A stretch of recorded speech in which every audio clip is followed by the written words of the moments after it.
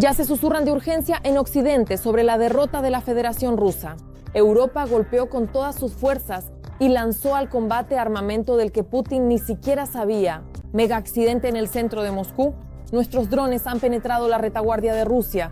Las consecuencias de la derrota del enemigo son impresionantes. El frente estalló con una fuerza mortal. ¿Acaso las Fuerzas Armadas de Ucrania han preparado una nueva trampa para los mercenarios del Kremlin? El ejército de Putin está al límite. No hay suficientes rusos. Lanzan al asalto a... ¿Se sorprenderán a quiénes? El dictador ha salido al mundo con la mano extendida. Impactante. ¿China vuelve a inclinarse ante Rusia? Todo esto en nuestro programa Punto Infernal.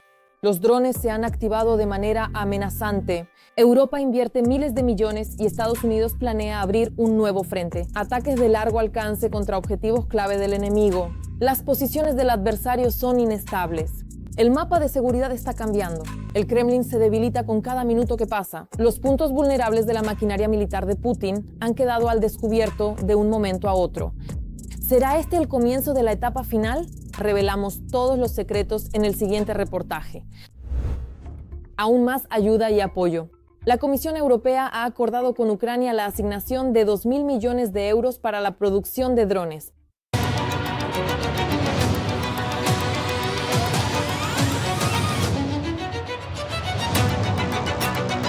La financiación debe ayudar a fortalecer las capacidades de defensa y a desarrollar tecnologías avanzadas útiles también para la Unión Europea. Si seguimos considerando que Ucrania es nuestra primera línea de defensa, debemos reforzar la ayuda militar a Ucrania. Por eso, concretamente, hemos acordado con Ucrania que ahora se destinarán en total 2.000 millones de euros a los drones. Esto permite a Ucrania escalar y utilizar todo su potencial. Y por supuesto, esto también permitirá que la UE se beneficie de esta tecnología. Tras el inicio de la guerra a gran escala, Ucrania aumentó la producción de armamento y la implementación de nuevas tecnologías que ya se están utilizando en el frente. Los volúmenes de producción nacional de armas se han multiplicado varias veces. Esto indica un aumento de las capacidades de las fuerzas de defensa de Ucrania, principalmente en lo que respecta a atacar objetivos militares legítimos en el territorio de la Federación Rusa. Cabe recordar que anteriormente Alemania anunció la entrega a la parte ucraniana de 1.800 millones de euros para la producción de drones de ataque y la fabricación de misiles balísticos ucranianos. Es decir, los países de la UE siguen demostrando unidad en el fortalecimiento de la capacidad de defensa de las fuerzas de defensa de Ucrania. Ucrania negocia un megaacuerdo con Estados Unidos por 90.000 millones de dólares para adquirir armamento. Kiev entregó a Washington documentos detallando sus necesidades militares, incluyendo solicitudes de sistemas de armamento de largo alcance. En primer lugar, se recibirán sistemas de defensa antiaérea. Se trata de los sistemas de misiles antiaéreos Patriot. Por cierto, el presidente Zelensky ya señaló que los sistemas Patriot del lado israelí llevan un mes protegiendo activamente el espacio aéreo de Ucrania. Además de esto, también se suministrarán sistemas de defensa antiaérea NASAMS de producción conjunta estadounidense-noruega y, en primer lugar, medios de ataque. Se trata de los RAM. La característica técnico-táctica es de 450 kilómetros y lo principal, su cantidad, 3.300. Y mientras este acuerdo se encuentra en la etapa de negociaciones, 6 países de la OTAN han financiado 4 paquetes de ayuda defensiva para Ucrania por un monto superior a 2.000 millones de dólares en el marco de la iniciativa Lista de Requisitos Prioritarios de Ucrania. El pedido se forma en función de las necesidades de las fuerzas de defensa de Ucrania. Además, esto permite acelerar la logística de transferencia, respectivamente, de armamento estadounidense directamente a las fuerzas de defensa de Ucrania. Esto aumenta significativamente las capacidades de las fuerzas de defensa de Ucrania en el momento de contrarrestar a las tropas de ocupación rusas. Mientras tanto, la UE ha encontrado la manera de utilizar legalmente los activos rusos congelados. La Unión Europea está discutiendo la posibilidad de conceder a Ucrania unos 140.000 millones de euros en el formato de un llamado préstamo de reparación. La UE propone destinar parte del dinero a la compra de armamento europeo y otra parte a financiar las necesidades presupuestarias de Ucrania. Pero no todos están de acuerdo con estas propuestas. El presidente de Francia, Emmanuel Macron, es crítico con este tipo de iniciativas. Se trata, insisto una vez más, de la ausencia de mecanismos jurídicos para la confiscación de los activos rusos congelados. Es decir, la Comisión Europea dijo A, pero no dijo B. Fue una declaración política que no estaba respaldada jurídicamente. No se deben hacer promesas vacías, entendiendo perfectamente que no existen mecanismos para cumplirlas. Es decir, la declaración de la Comisión Europea debe considerarse no más que una declaración política o bien como un elemento de presión política y económica sobre la Federación Rusa en el contexto del final de la guerra en Ucrania.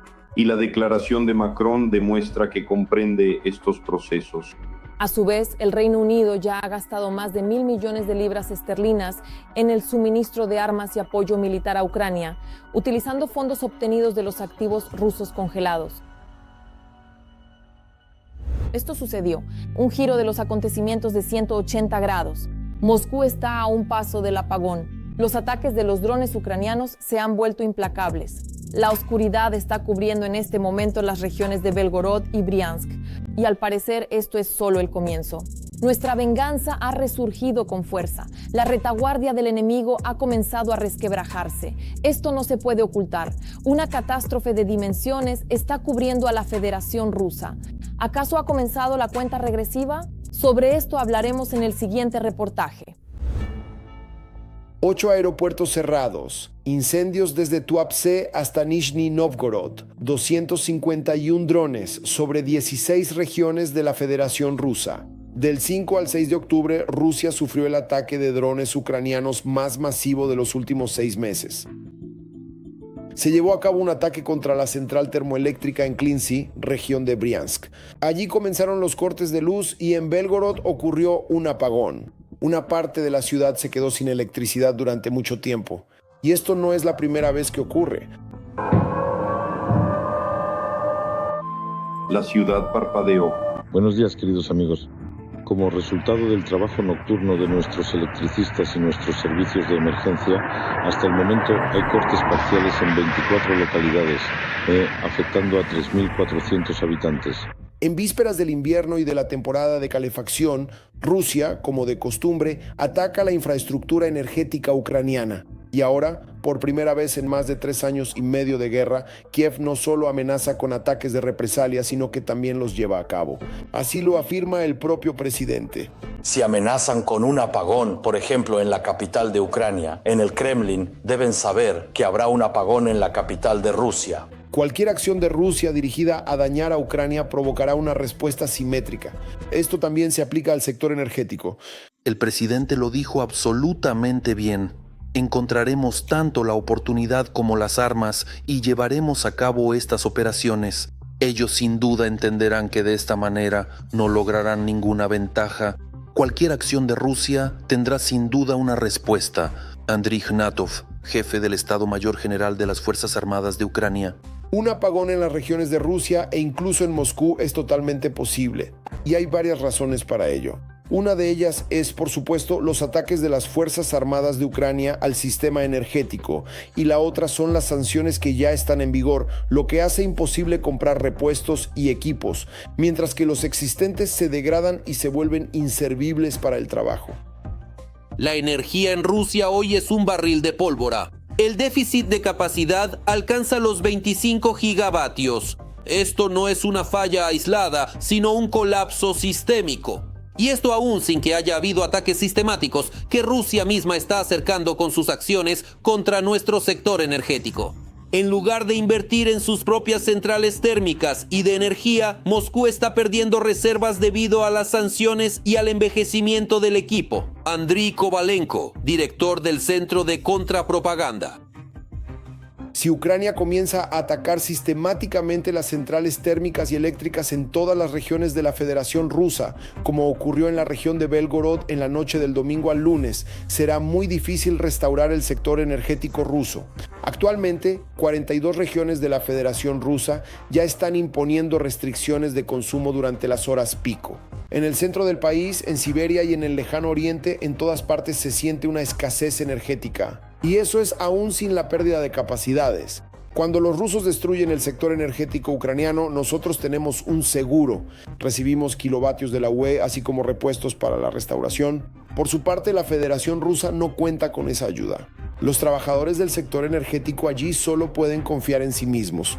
Y como demostró el último ataque de las Fuerzas Armadas de Ucrania, el invierno en Rusia puede ser muy oscuro y frío.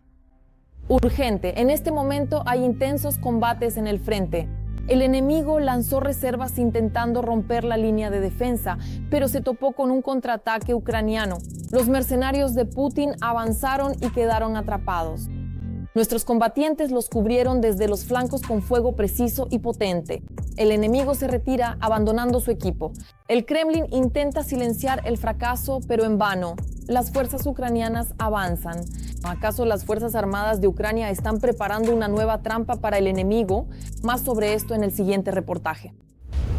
Los rusos en el frente abren una nueva dirección para el avance. Se trata del sur de Ucrania, concretamente del sector de Zaporilla. Así, cerca de Stepnohirsk, en la zona del asentamiento de Stepove, el enemigo lleva varios días realizando acciones de asalto activas.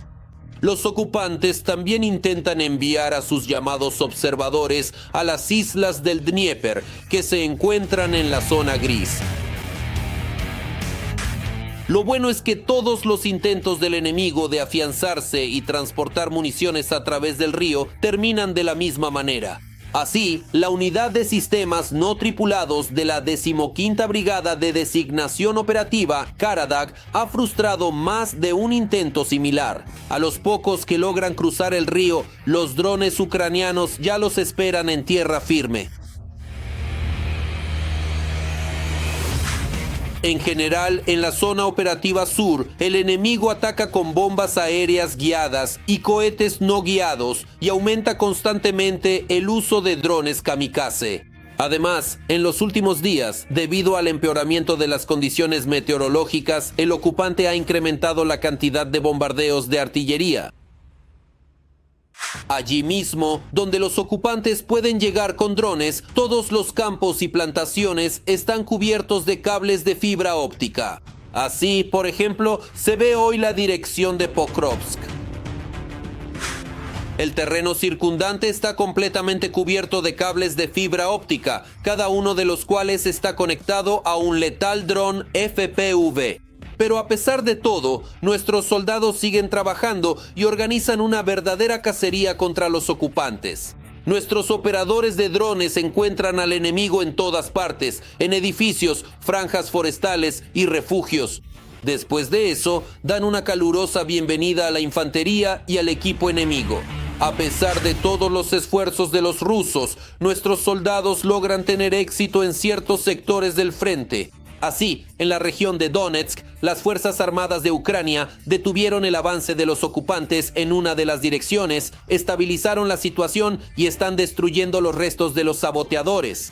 En particular, las fuerzas de defensa estabilizaron la situación en Yampil, en la región de Donetsk, y están limpiando la zona de grupos de sabotaje. Las unidades de las Fuerzas de Operaciones Especiales de Ucrania y la Guardia Nacional realizan acciones de búsqueda y ataque en el asentamiento para detectar y destruir restos de grupos de sabotaje enemigos.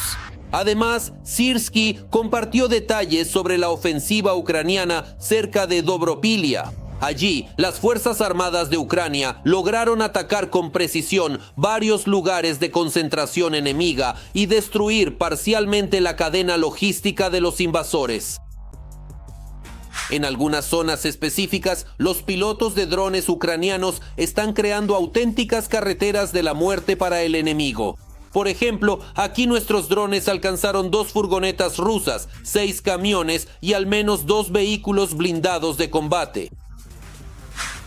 Las pérdidas de los ocupantes en esta dirección durante el último día ascienden a 47 personas, de las cuales 32 son irrecuperables. En total, desde el inicio de la operación de contraofensiva en dirección a Dobropilia, los rusos han perdido cerca de 3.520 personas, de las cuales al menos 2.000 regresarán a su patria en ataúdes. Sin embargo, a pesar de las graves pérdidas en todos los frentes, los generales rusos ni siquiera piensan en detener los asaltos de carne de cañón. Al contrario, junto con Putin, aparentemente intentan deliberadamente enviar al otro mundo a la mayor cantidad posible de contratistas rusos. Así, los rusos avanzaron en la región de Yarkov en dirección a 8 localidades a la vez, según informa el Estado Mayor ucraniano.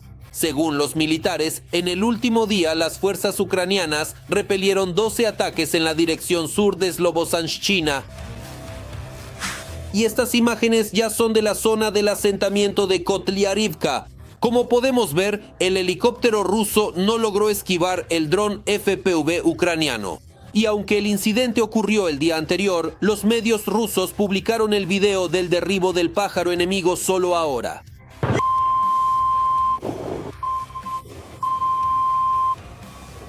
¡Viento, helicópteros! En la dirección de Limán, mientras el enemigo realizaba hasta 12 ataques, intentando avanzar en las zonas de los asentamientos de Karpivka y Jrekivka, los combatientes del tercer cuerpo de ejército rompieron las posiciones de los ocupantes y entraron en la retaguardia del adversario. Como resultado, el fondo de intercambio ucraniano se ha incrementado con varios nuevos prisioneros rusos. ¡Me vas a matar! ¡No te voy a matar, Sal! ¡No me van a matar! ¡Te lo prometo, no te voy a matar! ¡Sal con las manos en alto! No quiero. Tira el arma y sal. ¡Para el intercambio o te irás a casa, tonto! Sal, porque no habrá otra oportunidad. Sin embargo, no todos los ocupantes tienen la suerte de ser capturados. Así, en un video de nuestros exploradores, quedó registrado el momento en que 2 soldados rusos en la región de Sumy se rindieron ante los paracaidistas del 13º Batallón Aerotransportado. Al enterarse del intento de los rusos de rendirse ante las Fuerzas Armadas de Ucrania, sus propios compatriotas decidieron que los rusos no se rinden. Y en lugar de intentar liberar a sus compañeros de servicio, simplemente eliminaron a los suyos con un dron. En ese momento, nuestro soldado estaba llevando a los prisioneros al punto de evacuación. Por suerte, a diferencia de los propios ocupantes, él no resultó herido a causa de los lanzamientos rusos. Putin fue all in, africanos, indios, nepalíes, chinos, colombianos, coreanos y ahora también cubanos. Putin está reclutando soldados para su poderoso ejército casi por anuncios. Reclutamiento internacional para la carnicería. Así es como se tapan los huecos en el frente. Los rusos se han agotado. ¿Acaso ahora Putin ha abierto la casa de hombres en todo el mundo? ¿Con qué los atrae y qué montañas de oro promete por participar en la llamada Operación Militar Especial? De esto hablaremos en un momento. En las filas de los aliados que luchan contra Erefia hay refuerzos, esta vez desde la lejana América Latina, Cuba. Ellos lucharon comenzando desde los años 60 con la llegada de Fidel Castro al poder en Cuba y los soldados cubanos combatieron también en América Latina. Luego Fidel Castro tuvo la idea de desembarcar el ejército cubano en África, levantar una insurrección allí para convertir toda África en comunista. Había ideas tan descabelladas como esas. Por eso para los cubanos luchar teniendo en cuenta el estado absolutamente pobre del país y para ellos la guerra es una de las formas de ganar dinero. Según documentos oficiales del Departamento de Estado de a los que tuvo acceso la agencia Reuters, La Habana no solo apoya la política del Kremlin, podría haber enviado hasta 5,000 de sus ciudadanos a la guerra contra Ucrania. Supe que el contrato era real cuando llegué. La Federación Rusa me trajo aquí. Todos aquí sabían a qué venían. Lo sé con certeza. Todos sabían que venían a la guerra. Este es Enrique González. Se unió al ejército ruso para ganar dinero matando ucranianos. Además, sucedió algo. Mi hermano falleció en la familia. Me enteré de que reclutaron a mi hijo el mismo día que se fue. No sé cómo fue ese proceso, porque él nunca me contó nada. Me di cuenta de esto cuando él estaba en el aeropuerto. Me llamó y me lo contó todo. El reclutamiento activo de cubanos para la guerra comenzó ya en 2023, después de que el dictador ruso firmara un decreto que permite a los extranjeros que se unen al ejército obtener la ciudadanía rusa de manera acelerada. Después de esto, decenas de cubanos se lanzaron a la guerra. La pobreza obliga. Si no viviéramos en tanta miseria, estoy segura de que esas personas no habrían ido a Rusia. Pero así es, trabajas, trabajas y trabajas. Mi esposo se mataba trabajando en Cuba, pero un día me dijo, ya no puedo soportarlo más. Le pregunté, ¿qué pasó? Él respondió, no te preocupes, sé lo que hago. Mi esposo era así. Según los datos disponibles, los centros de reclutamiento están ubicados en diferentes regiones. A los candidatos se les prometen salarios de entre $1.500 y $2.500 al mes, ciudadanía o permiso de residencia, pagos en caso de heridas y otros beneficios. Para algunas empresas, Moscú crea paquetes completos, pago de alojamiento, legalización. Todo esto hace que la oferta sea atractiva para personas económicamente vulnerables. El método para atraer soldados extranjeros es bastante sencillo. Se eligen los países más pobres, es decir, de América Latina o África, o incluso países asiáticos, me refiero a Corea del Norte. Se ofrecen pagos más o menos competitivos y la gente está dispuesta a ir a luchar. Porque la cuestión no es solo sobre los cubanos que están luchando, que son alrededor de 5,000. Esas son las cifras que, digamos, circulan en la red. Se trata de unos 3,000 militares norcoreanos y varios miles de mercenarios de países africanos. Intermediarios, en particular agencias de viajes, reclutan por miles a extranjeros mercenarios para el llamado Batallón Internacional de Élite de Rusia. Utilizan campañas publicitarias llamativas, promesas de altos ingresos y trucos a la hora de firmar contratos. La propaganda y el reclutamiento se llevan a cabo principalmente a través de Telegram, según informa Los Angeles Times. La publicidad era sencilla. Firma por un año para luchar del lado de Rusia en la zona de la operación militar especial, es decir, en la guerra en Ucrania, y obtén la ciudadanía, atención médica gratuita, dinero y tierras, según el reportaje de Los Angeles Times. Pero no todo se hace de manera honesta. Los contratos para extranjeros a menudo están redactados de tal manera que no pueden entenderlos completamente. No se proporciona traductor y no hay wifi. Después de llegar al frente, las solicitudes para rescindir el contrato requieren el pago de hasta $6,000. Otro método que utilizan los reclutadores son las visas de estudiante y de turista. Muchos extranjeros primero llegan a Rusia con estas visas y luego firman un contrato con el Ministerio de Defensa ruso. Son recibidos por intermediarios y oficiales rusos directamente en los aeropuertos. Para motivar a los nuevos mercenarios, los reclutadores publican mensajes sobre las llamadas victorias del ejército ruso, ocultando las derrotas. A pesar de todos los riesgos, el interés de los extranjeros no desaparece. Mientras tanto, Estados Unidos intensifica los esfuerzos diplomáticos para neutralizar el factor cubano en la guerra de Rusia contra Ucrania. La administración de Donald Trump moviliza a los diplomáticos estadounidenses para luchar contra una resolución de la ONU que pide levantar el embargo comercial de larga data sobre Cuba. En los documentos del Departamento de Estado se destaca que Cuba utiliza iniciativas internacionales como la Resolución Anual de la ONU para presentarse como víctima de sanciones, aunque en realidad sus ciudadanos participan en acciones de combate del lado del agresor. El régimen cubano no pudo proteger a sus ciudadanos de ser utilizados como peones en la guerra ruso-ucraniana, declaró el portavoz del Departamento de Estado. Cada alma reclutada no es solo una cifra en las estadísticas. Para el Kremlin, esto es una oportunidad de tomar la delantera.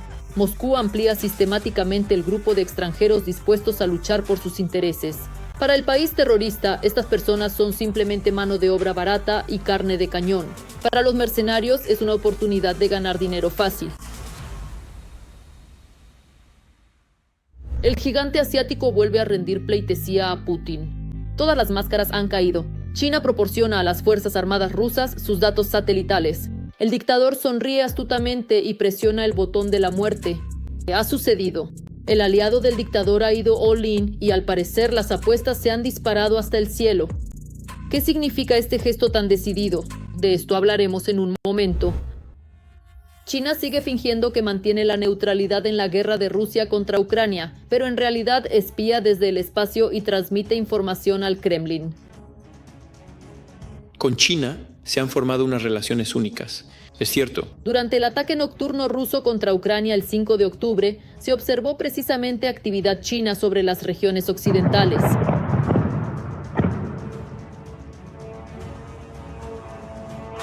Según el servicio de monitoreo Heaven Above, que registra el movimiento de satélites, al menos 3 satélites de reconocimiento chinos de la serie Yaogan 33 sobrevolaron Leópolis y las regiones vecinas. Estos espías de hierro lograron dar 9 vueltas durante la noche. Por la mañana se les unió otro más.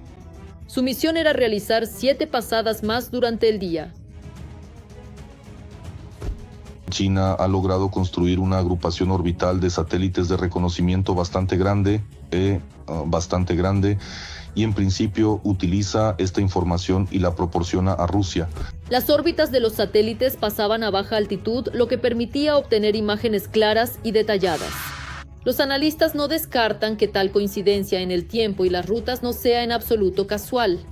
Esto podría ser una prueba de la cooperación de inteligencia entre Pekín y el Kremlin, con intercambio de datos sobre la situación aérea, la ubicación de los sistemas de defensa antiaérea y los movimientos de la aviación ucraniana. La inteligencia exterior ucraniana lo confirma. Existen hechos que demuestran un alto nivel de interacción entre Rusia y China en la realización de reconocimiento satelital sobre el territorio de Ucrania, con el objetivo de identificar y obtener información adicional sobre objetivos estratégicos para su destrucción. Al mismo tiempo, como hemos visto en los últimos meses, estos objetivos pueden pertenecer a inversores extranjeros. Como era de esperarse, el Ministerio de Asuntos Exteriores de China se apresuró a declarar que no sabe nada sobre la transferencia de datos satelitales a los rusos para llevar a cabo ataques con misiles contra Ucrania. Los diplomáticos chinos enfatizaron que Pekín mantiene una posición honesta, objetiva e imparcial respecto a la crisis ucraniana. China no es ni la parte que inició la crisis ucraniana, ni su participante. Sin embargo, como miembro permanente del Consejo de Seguridad de la ONU y una gran potencia responsable, siempre mantenemos una posición objetiva e imparcial. Promovemos activamente la reconciliación y las negociaciones, y este enfoque ha sido ampliamente reconocido por la comunidad internacional. Así, en la retórica oficial de la República Popular China todavía no hay lugar para la palabra guerra, que Putin desató de manera vil en Ucrania. Mientras tanto, los satélites Yaogan continúan observando a Ucrania desde órbitas a una altitud de aproximadamente 700 kilómetros, dando una vuelta completa alrededor de la Tierra cada hora y media. Oficialmente, estudian los recursos naturales y previenen desastres naturales, pero en la práctica se trata de aparatos militares con radares capaces de ver incluso a través de las nubes, el humo e incluso durante la noche. Quiero recalcar una vez más que la cooperación ruso-china en la arena internacional es, sin duda, uno de los factores clave de la estabilidad mundial, de la estabilidad estratégica. Estos satélites son producto de una nueva generación de inteligencia china, lanzada en los años 22 y 23. Proporcionan observación de alta precisión, comparable en calidad a los sistemas occidentales. China, al igual que Estados Unidos, tiene este sistema de inteligencia satelital en tiempo real. La Federación Rusa no tiene un sistema en tiempo real. Ellos tienen GLONASS, que no cubre completamente todo el globo terráqueo. No tienen suficientes satélites en órbita para cubrir toda la superficie terrestre de manera continua. Así que, como pueden ver, tampoco pueden operar en tiempo real. Ellos no tienen ese tipo de inteligencia, pero China sí la tiene. Y China proporciona datos para la selección de objetivos y la realización de ataques con misiles. No tengo dudas de que China también transmite los resultados de los ataques a la Federación Rusa también en tiempo real. Ya en 2024, la inteligencia estadounidense informaba que China proporciona a Rusia toda la información de inteligencia necesaria, que se utiliza no solo en la guerra contra Ucrania, sino también para monitorear la actividad militar de la OTAN en Europa.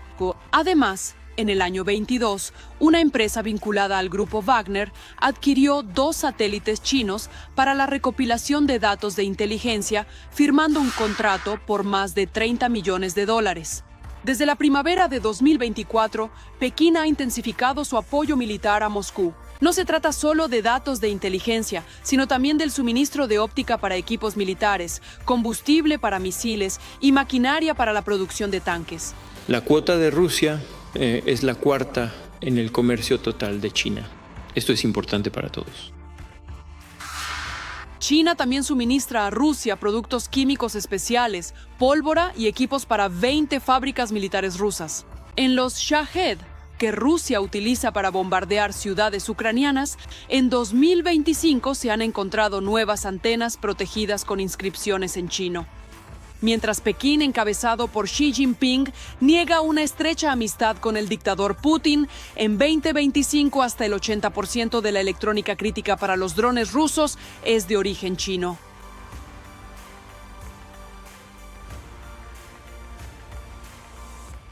Por el momento, esto es todo de mi parte. Con ustedes estuvo yo, Darina Gutkalo. Más noticias impactantes en nuestra próxima edición. Y mientras tanto, no olviden suscribirse y dar like. ¡Nos vemos!